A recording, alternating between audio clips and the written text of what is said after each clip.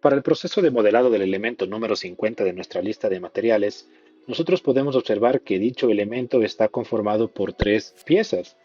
Podemos observar una pieza base, este segmento de tubería y esta especie de tapón, ¿verdad? Entonces, ¿cómo vamos a realizarlo? Muy sencillo. Vamos a partir por realizar la base. Para ello generamos un croquis de cuadrado. ¿Sí? Recordemos que la sección es de 18 por 18 y la extruimos con su respectivo agujero.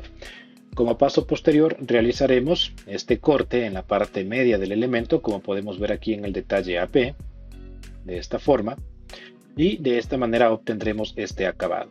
La tubería la realizaremos de una manera muy sencilla, simplemente con una extrusión, y finalmente el tapón lo realizaremos partiendo de un croquis en forma hexagonal. Vamos a dibujar un hexágono con una circunferencia inscrita, asignándole un diámetro, en este caso de 14, y a continuación pues simplemente daremos los detalles y el corte interno que nosotros podemos ver aquí en esta vista de corte, ¿verdad? Entonces esto lo podemos realizar mediante una revolución de corte y listo. De esta manera tendremos modelados los tres elementos.